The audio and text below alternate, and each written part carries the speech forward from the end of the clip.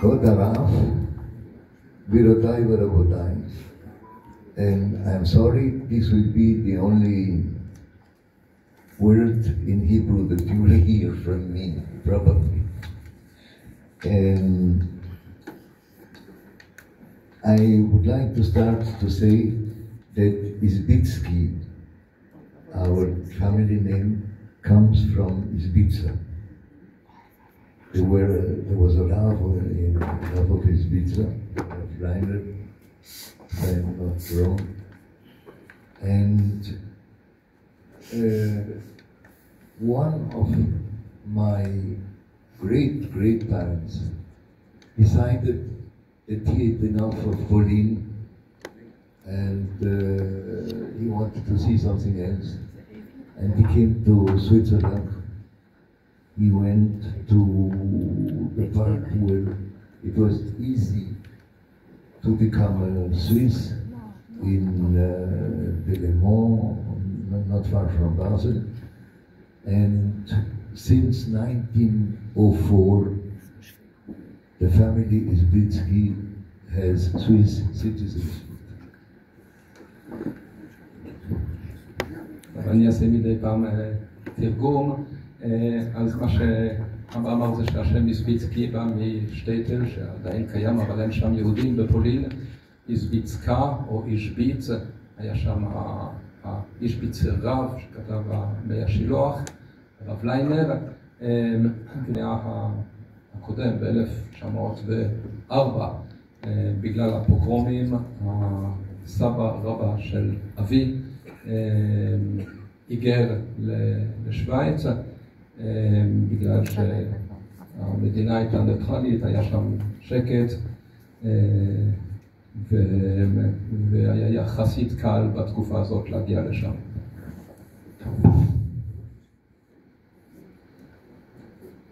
I was born in Lugano. Now, for those who don't know the Swiss geography, Switzerland has three parts. Part where you speak French, one where you speak Italian, and one where you speak German. And why Lugano? Because my parents, Swiss, they were married in Switzerland and they opened a little shop in Zurich, and the Nazi party became more and more influent. And as a Jew, you didn't dare too much to protest, but they didn't care about the integrity of Jewish propriety. So my parents decided that they want to go away from the Swiss-German part, and they thought that the Italian part was a little bit better, although there were many fascists there. אז ההורים של אבא, סבא וסבתא שלי, גרו בעצם בחלק הגרמני של שוויץ. למי שלא יודע, יש 3 חלקים, חלק גרמני ליד גרמניה, חלק שזה הכי גדול, חלק צרפתי ליד צרפת וחלק איטלקי שהוא הכי קטן. היה להם בציריך חנות קטנה, אבל עם העלייה של האנטישמיות באירופה, ובחלק הקרוב לחלק הגרמני, ובגרמניה, באוסטריה, הם החליטו לעבור לחלק האיטלקי ולעיר לוגאנו. יש פה, למי שמצליח לראות, כמה תמונות של העיר. Lugano is a beautiful city, and there is a lake,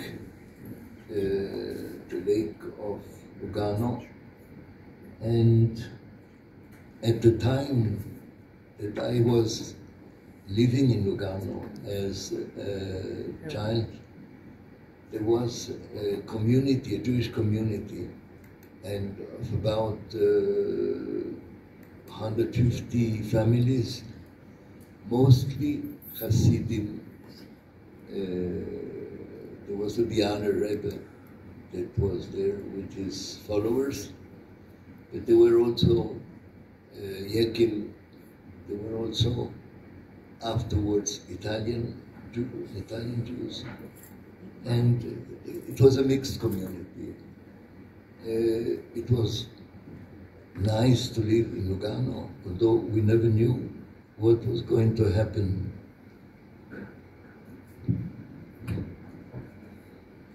אבא אמר שיכולתם לראות כמה תמונות של העיר לוגאנו, עיר נחמדה עם אגם יפה, הייתה גם קהילה יהודית כמובן יחסית קטנה עם משהו כמו 120 משפחות, חסידיות לרוב, קהילה חסידית שהרב של הקהילה היה אדמו"ר מביאלה שנפטר לא מזמן לפני כמה חודשים, וזה היה בכל זאת קהילה גדולה בגלל שכל משפחה של חסידים היו משפחות מרובות ילדים. אני מוסיף פה ושם נערות, אבל אני זוכר את הקהילה כילד, הלכנו לסבא וסבתא בשמחת תורה, וזה היה השמחת תורה הכי יפים בחיים שלי כילד קטן, בקהילה חסידית עם ריקודים לאין סוף, וקהילה מאוד מרשימה. אבל כמובן אנחנו מדברים כשאבא נולד בשנות 1934 ועוד לפני המלחמה. I was most of the time with my grandparents, and my grandfather was together with him, and learned with him.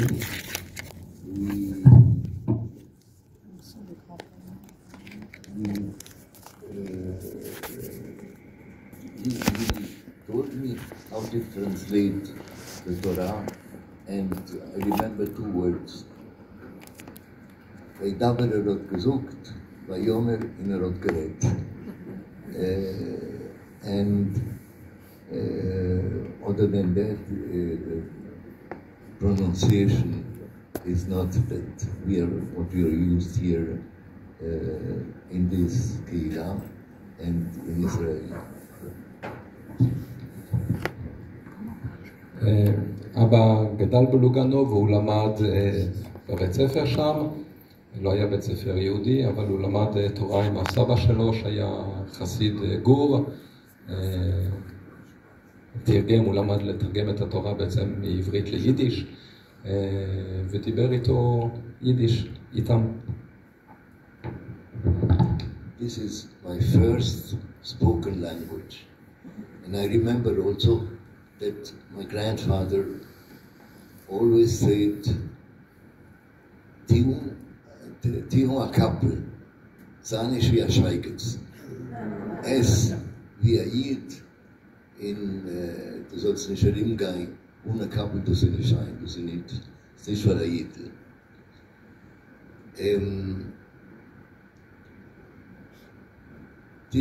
My grandparents, the mother and father of my mother, they came to Switzerland before the Second World War, and they lived with my parents. And my mother had two brothers in Mexico. One was a physicist, and the other one was an engineer.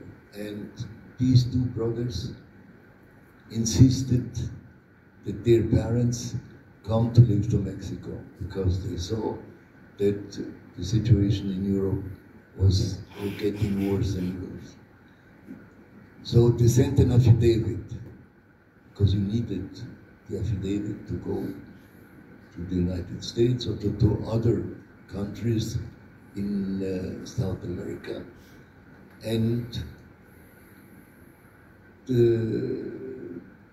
these affidavits came to Lugano on the 31st of August, 1939. And on the 1st of September, the Germans went into Poland and the borders of Switzerland were closed. So my grandparents were prisoners of Switzerland.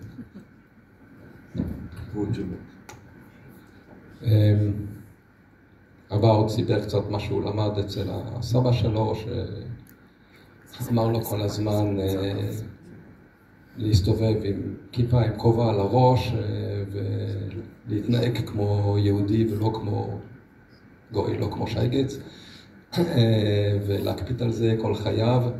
והסבא וסבתא, גם מצד האמא, גם גרו בלוגנו, ולאמא של אבא היו שני אחים שהיגרו לפני המלחמה למקסיקו, והם רצו בעצם שההורים שלהם יעברו למקסיקו, כי הם חשו שהמלחמה תתחיל אוטוטו, והם שלחו הזמנה, אפידייוויט, להגיע למקסיקו, וההזמנות הגיעו ב-31 לאוגוסט 39, והם שמחו מאוד לקבל את ההזמנות, כי הם יכלו לברוח מאירופה, אבל למחרת מלחמת העולם השנייה התחילה ב-1 לספטמבר 39, וכל הגבולות נסגרו, אז הם לא יכלו לנסוע, והם נשארו בשוויץ. I want to say something about the possibility of the Jews to get into Switzerland. When the Anschluss was proclaimed in 1938, many of Austrian Jews wanted to go to Switzerland. And at one place near St. Gallen, there was somebody, a non-Jew, he was working with the police, who let enter about 3,000 Austrian Jews. And this was so irritating that a Jew denounced him, Sidney Dreyfus, and this poor man was fired, and he died in extreme poverty.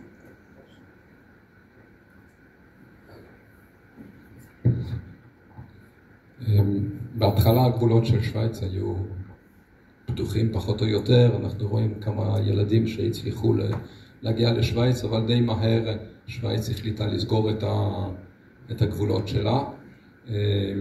ואבא סיפר על קצין משטרה שהיה גר באחת מן הערים שם ליד הגבול עם אוסטריה ועם גרמניה, ושביוזמה עצמית, גרינינגר היה שמו, אבל הוא היה גוי מוחלט, וביוזמה שלו הוא כתב כל מיני ויזות וכל מיני דברים בתאריך של לפני ששוויץ החליטה שהיא סוגרת את הגבולות, וככה הוא הצליח להציל מעל 3,000 יהודים, ומי שהלשין עליו בעצם, לצערנו הרב, זה היה יהודים שוויצרים שהלשינו עליו.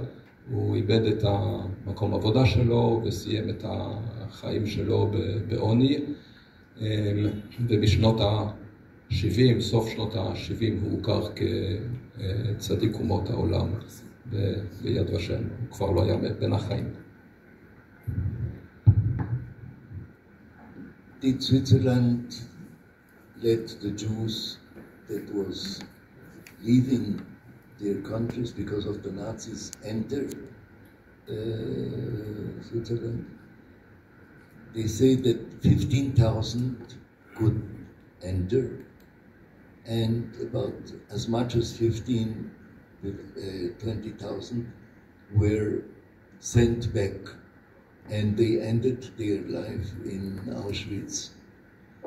I remember that we knew a family where father, mother, and son came to the border, and the policeman that was there said, "You, Mrs. So-and-so, you can come in. Your son too, but your husband has to go back." And he died in Auschwitz.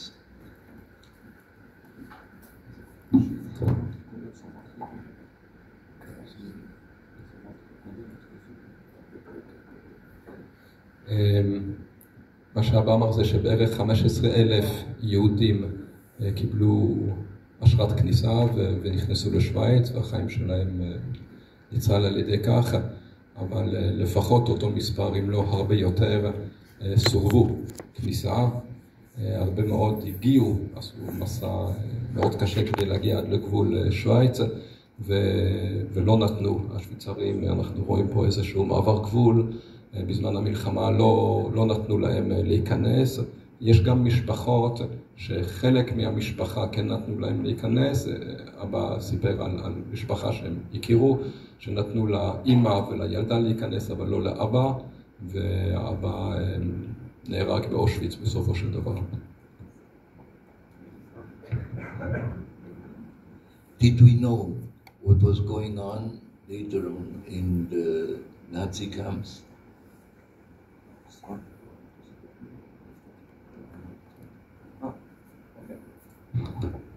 טוב, סליחה. אבל מנחם מכאן לפני סיסורים. ביקש שאני אספר סיפור שאבא שלו סיפר לי, שסבא סיפר לי. הוא היה קצין בצבא השוויצרי, ובזמן מלחמת העולם השנייה הוא שירת מעל 1,000 וכמה ימים? 1,400 ימים. ובחלק הזה האיטלקי ליד לוגאנו וליד הגבול, וכשהוא שמע שיש יהודים בגבול שמנסים להיכנס, אז הוא היה בדרגה די גבוהה בצבא. הוא הגיע לגבול, והיה שם מה שאנחנו היינו קוראים לזה מג"בניק, שומר גבול, שלא רצה לתת ליהודים להיכנס. הוא התחיל לצרוח על היהודים, התחיל להשפיל אותם, להרביץ להם, לקלל אותם לפני החיילים האחרים, כדי שלא יחשדו בשום דבר. אמר להם, יהודים מסכיחים ולא יודע מה, אתם תראו עוד איך אני אטפל בכם ומה אני אעשה איתכם. לקח את כולם, הכניס אותם לרכב הצבאי שלו, וככה הוא הציל אותם. ואף אחד לא חשד בו, בגלל שהוא נהג, כשהוא היה בגבול, להשפיל אותם, לקלל אותם, להרביץ להם אפילו, כדי שלא יחשדו בו, אבל ככה הוא הציל חיים של הרבה מאוד יהודים. The Lake of Lugano can be divided in two parts. One is where the Italians were they were occupying it, and the other part was the Swiss. Now people that wanted to leave Italy, they usually went to people that were used, comment on dit les contrebandiers? People that were used to go over the mountains and bring people to Switzerland, to the lake. But among those who were anständig, who were proper going, there were those who abandoned these poor people. They took them away, all the jewels, all the money, and these people were killed by the fascists.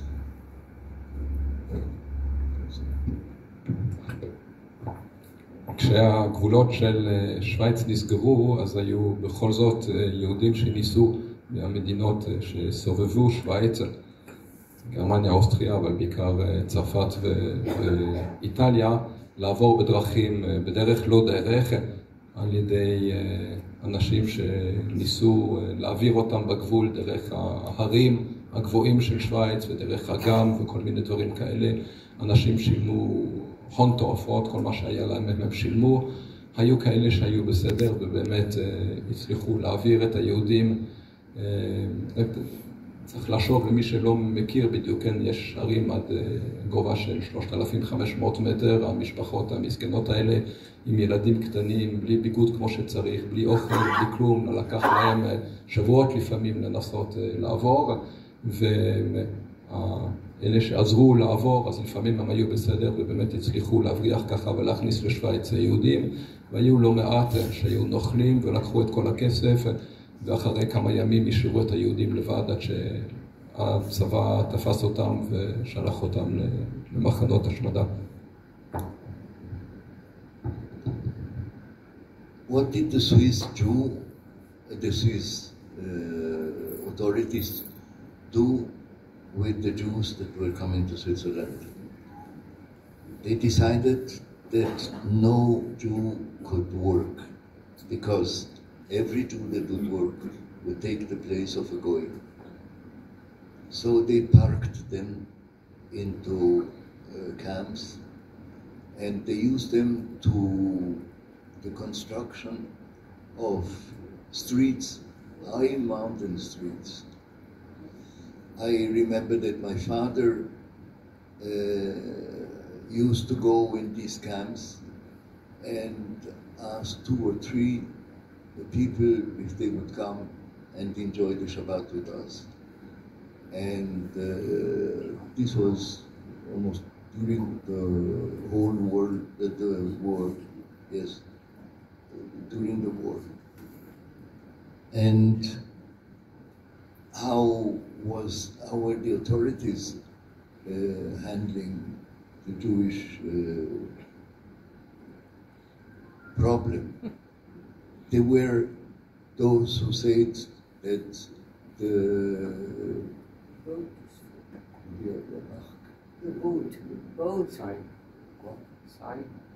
boat is full. The boat is full. The boat, yes. That the boat was full. It was not true. That was a good reason to refuse the Jews the entry to Switzerland. And there were Catholics and Protestant aid societies that tried to aid the Jews. Another interesting thing was that the Swiss Confederation didn't get 1 franc for the Jews that were living in Switzerland. They refused to pay, so the Jewish communities had to ask the members to pay more, and it was I remember that for my parents it was very difficult, but they finally succeeded. גם מבין היהודים שהצליחו להיכנס, אז זה לא שמדינת שוויץ טיפלה בהם בצורה יוצאת דופן, הם לא נתנו להם לעבוד בגלל שהם לא רצו שהם ייקחו את מקומות העבודה של השוויצרים, אז הם שמו אותם במחנות עבודה, גם היו צריכים, קיבלו אמנם אוכל ולא יודע מה, תנאים לא מי יודע מה, אבל הם היו צריכים לעבוד בשביל הממשלה השוויצרית ולבנות כבישים, בעיקר כבישים בערים ובתנאים קשים, וסבא שלי הלך כל יום שישי למחנות האלה באזור איפה שהוא היה גר, ולקח איתו 2-3 יהודים לשבת הביתה, ובשבילהם, למשך כל השנים של המלחמה, ובשבילהם זה היה השבת הכי יפה בכל שנות המלחמה. איך מדינת שוויץ התייחסה לכל זה, אז כעבור שנה או משהו, המדינה השוויצרית החליטה שהאונייה מלאה ואי אפשר לקבל יותר יהודים, אי אפשר להכניס אותם, ולכן הם סגרו כאמור את הגבולות. ולא רק זה, אבל המדינה לא הוציאה, רציתי להגיד שקל, לא הוציאה פרנק אחד עבור היהודים. כל היהודים שהיא כן הסכימה להכניס, היהודים עצמם, השוויצרים, או בינלאומיים, אבל זה בעצם הקהילות השוויצריות, הקהילות יהודיות של שוויץ היו צריכים לשלם עבור ההוצאות של היהודים, עבור הכל. הממשלה לא הסכימה להוציא פרנק אחד, גרוש אחד עבור היהודים. Did the Jews in Switzerland know what was happening in the camps, about the horrors. It's an interesting story because there was the secretary of the World Jewish Congress in Geneva. His name was Grüninger, and he was in relation with somebody who came from Germany and who had access to the high authorities. And he knew in advance what was going to happen. So the Swiss were informed of what would happen. And the secretary of the World Jewish Congress wrote what he knew to the States, but they wouldn't believe him. They said, bring us proof that what you write is correct.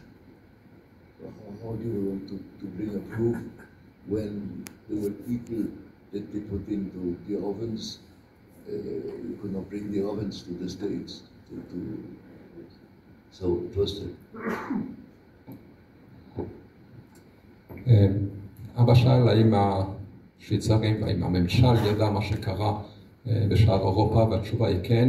היו יהודים בודדים שהצליחו לברוח מהמחנות ואיכשהו להגיע לשוויץ, ובשוויץ היה הקונגרס היהודי העולמי שישב בז'נבה, והאנשים האלה שהצליחו לברוח ולהיכנס ניגשו לשם ונתנו עדות ואמרו מה שקורה במחנות השמדה.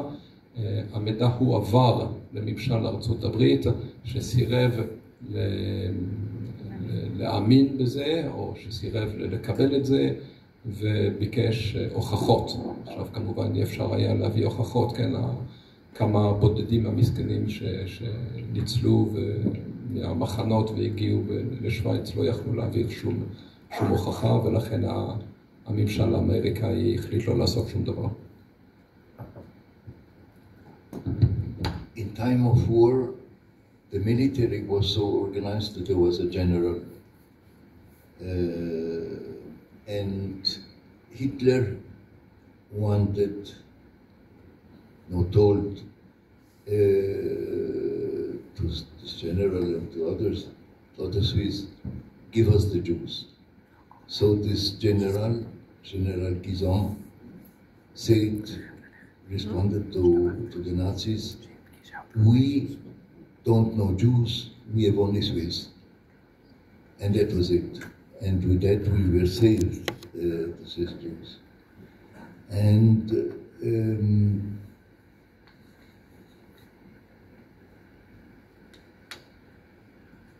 the fascists and the frontists, the Germans, as long as the war went on and Hitler was winning, they were more and more aggressive. And then suddenly came Leningrad, and where the Germans got a big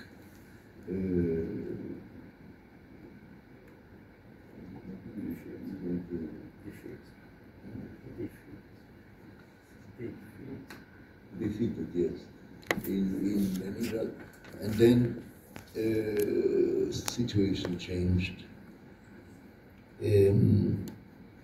I want also to remember, I organized when I was in Geneva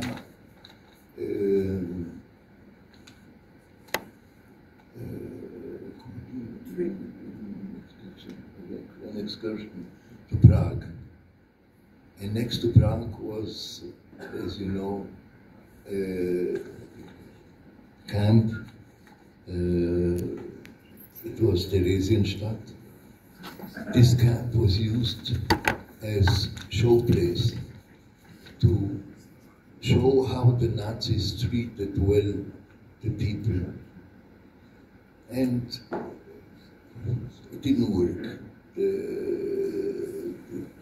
In the world, people knew how the Nazis, the horrors of the Nazis. As one day, the Nazis decided that they would invite the Red Cross, the same Red Cross that we see in Gaza.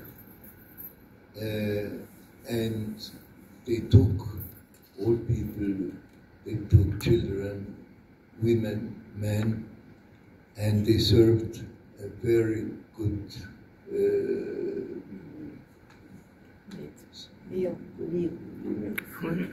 meal. And the Red Cross was so convinced that that was the attitude of the Nazis that they left and they told a magnificent story about this.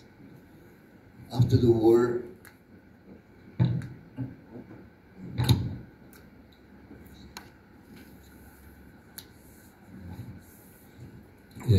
אז שני דברים. דבר ראשון,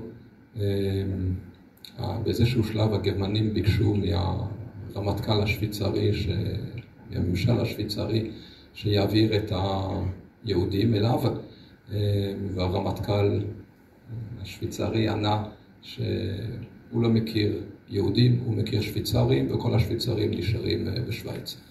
אז זה ייאמר לזכותו. אבא גם סיפר שהוא, בין הדברים הרבים שהוא עשה, אז הוא ארגן גם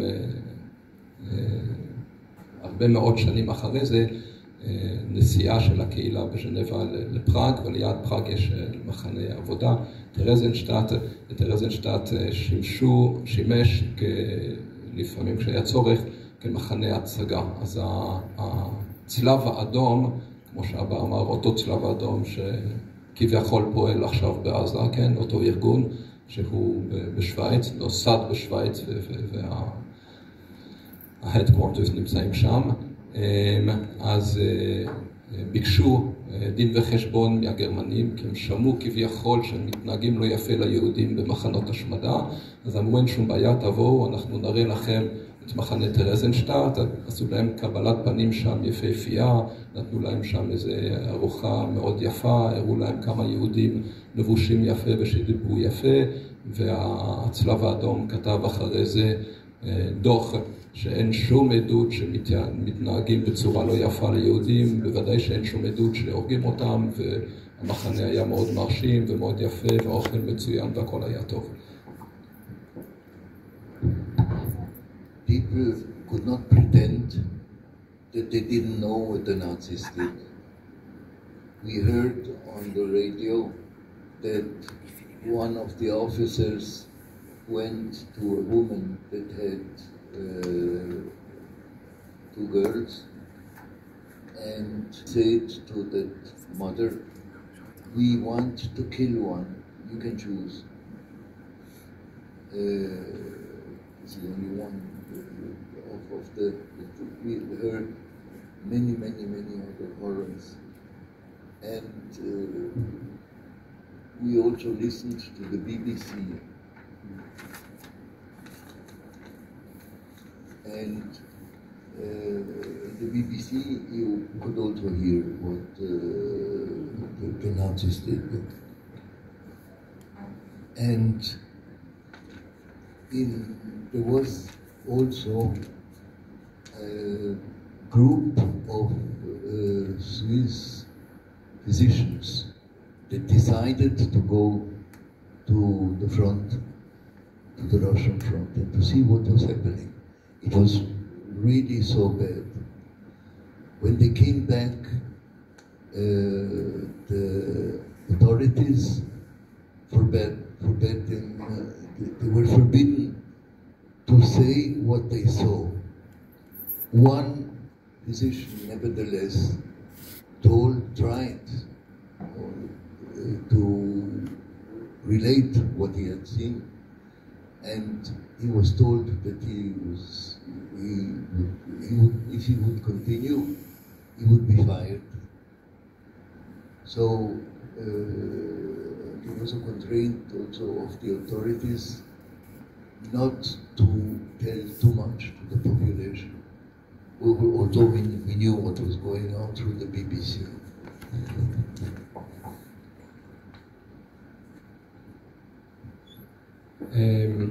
שני דברים, הם שמעו רדיו אז בבית שלהם, והם יכלו לשמוע גם היטלר, אבל סיפר לי כמה פעמים שהוא שמע נאום שלו, אבל היה צריך מאוד להיזהר שהשכנים לא ישמעו שהם מקשיבים ל-BBC ודברים כאלה.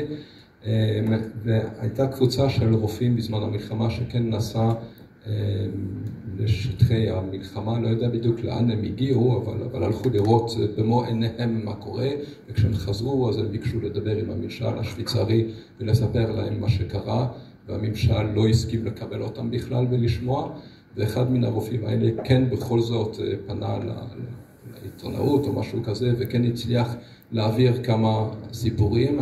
אז הממשל אמרה לו שאם הוא לא שותק מיידית ומפסיק לספר דברים כאלה, אז הוא לא יוכל יותר לעבוד כרופא וילקח לבית הכלא.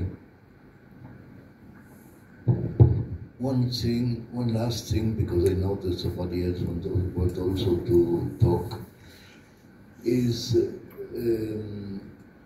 that after we knew that the Germans took away the gold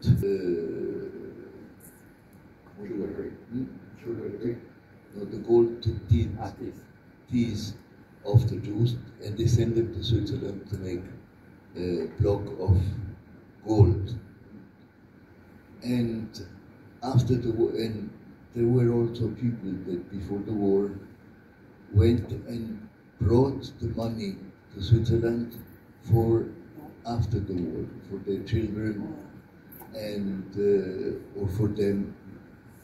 And after the war, there were people that went and asked to get the money back. They were mostly Americans, and they spoke English, and the Swiss pretended that they didn't understand English. There were a few that tried to speak German, but it was a German Yiddish. So in the Swiss banks they told, no, we don't understand you. There was a Chochem Israeli, Avram Burg, who went to Switzerland, and he wanted to try to get the money out, and they refused. But he forgot that in Israel there was also money, and that Israel refused to give this money back.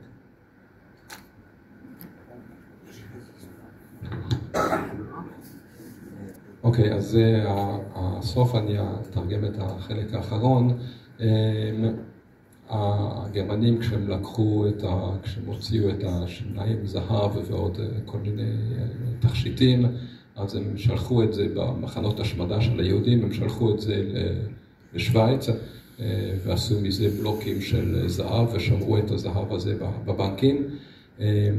ואחרי המלחמה יש יהודים שרצו לקבל את זה בחזרה, אבל לא רק, יש גם יהודים פחות עשירים או יותר עשירים שהיה להם כסף, והם שמו את הכסף לפני המלחמה בבנקים השוויצרים. והילדים שלהם, הצאצאים אחרי זה באו לשוויץ ורצו לקבל את הכסף הזה בחזרה. אז אבא סיפר שהם דיברו אנגלית ולא גרמנית, אז השוויצרים בבנקים עשו כאילו שהם לא מבינים.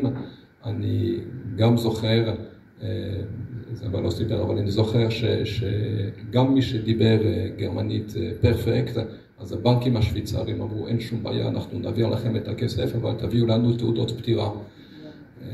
שכמובן, כן, לא חילקו תעודות פטירה באושוויץ ובמחנות אחרים, וככה הכסף נשאר בבנקים השוויצרים. מה שאבא הוסיף זה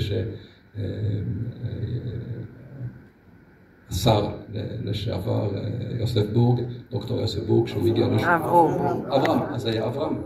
זה אברהם בורג, סליחה. כן, חבר כנסת, כשהוא הגיע לשוויץ, אז ניסה גם לקבל את הכסף הזה בחזרה, אבל לא הצליח, אבל שגם בבנקים בארץ היה סיפור כזה של כספים של אנשים שלפני המלחמה, של יהודים ששמו את כספם בבנקים ישראלים ולא קיבלו אותו בחזרה. אז זה הסוף, כי יש עוד חלק שני אחרי זה. תודה רבה.